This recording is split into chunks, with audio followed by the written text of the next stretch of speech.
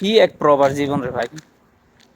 বিশ্বাস করবেন যে দালালরা যে কি বুঝে মানুষ আনে আমার মাথায় ধরে না। 50 বছর হইব বয়স, মিনিমাম 50 বছর। পায়ের জুতাগুলো দেখলাম, শার্ট প্যান্ট হয়তো একবারে পুরনো, আসছে নতুন ঠিক আছে, কিন্তু একবারে পুরনো। আপনার মানে একজন বাংলাদেশি, এই বাংলাদেশি ভাইয়ের হোটেলের কাছে গিয়ে দাঁড়ায় রয়েছে খাবারের জন্য। এর থেকে কষ্ট আর কিছু হইতে পারে বলেন? খাবারের জন্য বাংলাদেশি ভাইয়ের হোটেলের কাছে দাঁড়ায় রয়েছে। তো হোটেল এখনো খোলে না। তো যে হোটেল কর্তৃপক্ষ, ওই ভাইয়া আইসা বলতেছে যে ভাই এখানে দাঁড়ায় রয়েছেন কেন? কয় ভাই বিশ্বাস করবেন, বলতে তো লজ্জা লাগতেছে।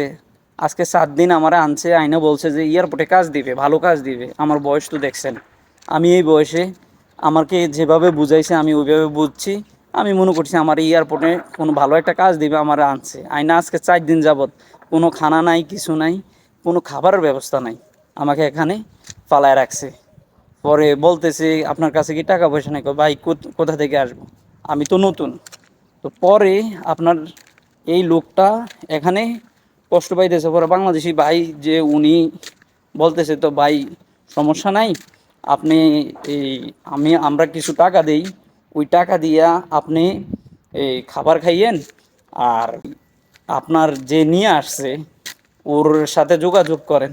বলে ভাই যোগাযোগ করব কিভাবে?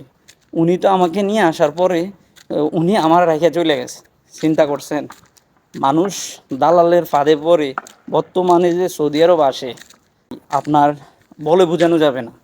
বিশ্বাস করবেন, কত কষ্টে মানুষ আছে। আর দেশের মানুষগুলো আপনার মানে ধুমসে খরচ করে, বিদেশ যে কীভাবে ইনকাম করে ওইটার দিকে একবারও তাকায় না, একবারও তাকায় না। এইসব মানুষ আইসা কষ্ট পাইতেছে, যাদের বয়স বেশি তারা বিদেশে আসবেন ফ্যামিলির কথা চিন্তা করেই তো আসেন, কিন্তু দেখে শুনে আসবেন, না হয় খুব কষ্ট পাইতে হইব ভাই।